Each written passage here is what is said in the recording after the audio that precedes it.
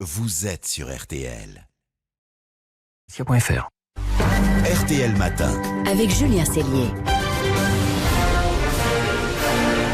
Un air d'Amérique. Et l'édition spéciale continue, 5h40 sur RTL. RTL avec vous pendant cette crise du coronavirus. Crise chez nous, mais crise mondiale. On va partir tout de suite aux États-Unis rejoindre notre correspondant à New York, Philippe Corbet. Bonjour Philippe. Bonjour Julien, bonjour Marina, bonjour à tous. Bonjour Philippe. Vous voulez nous parler ce matin d'une étude absolument inquiétante sur la mortalité potentielle du virus aux États-Unis. Oui, je peux vous dire que c'est un rapport qui a impressionné le président Trump et qui explique d'ailleurs le changement de ton radical qu'on constate ici depuis lundi. Il a vraiment endossé le costume de chef de guerre, puisque lui aussi, comme le président Macron, parle désormais de guerre.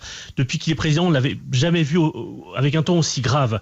En quelques jours, le changement est spectaculaire et la Maison-Blanche laisse entendre que c'est un rapport de chercheurs britanniques qu'a reçu l'équipe du président ce week-end, qui a amené Donald Trump à vraiment prendre la mesure du péril qui guette le pays le plus puissant du monde.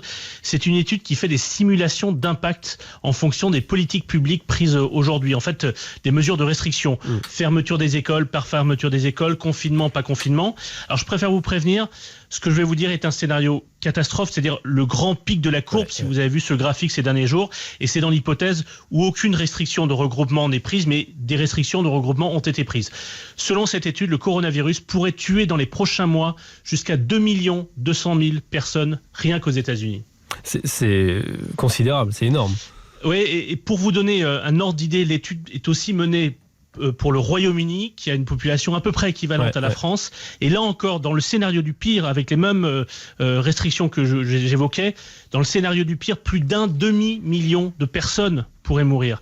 Les auteurs préviennent au passage que le seul moyen d'éviter une mortalité aussi massive, ce sera de maintenir des mesures strictes de confinement et pendant une longue période, pas seulement quelques semaines. En fait, selon ce rapport cité par le New York Times, pour freiner l'épidémie, il faudrait des restrictions drastiques sur le travail, l'école et toutes les fréquentations sociales jusqu'à ce qu'un vaccin soit disponible, ce qui pourrait prendre, on nous dit, 1 an, 18 mois. Donc imaginez que ce que nous vivons là pourrait s'installer dans la durée. Ça veut dire aussi que les systèmes de santé ils vont être submergés, particulièrement aux États-Unis. Oui, c'est pour ça que le gouverneur de l'État de New York ici appelle à l'aide avec gravité l'État fédéral et donc Donald Trump. C'est ici à New York que semble être le foyer de contamination le plus actif et le plus dangereux. Le gouverneur a obtenu du Pentagone de construire sans attendre des hôpitaux de campagne.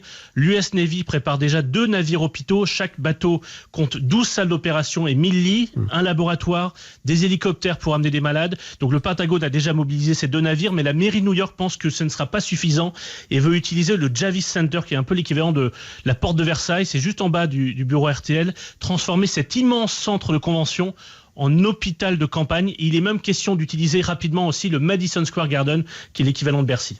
Merci Philippe, on le comprend avec vous, l'heure elle est grave. Si vous ne l'avez pas encore compris, elle est vraiment grave et cette étude américaine nous le prouve, et le nombre de cas d'ailleurs en France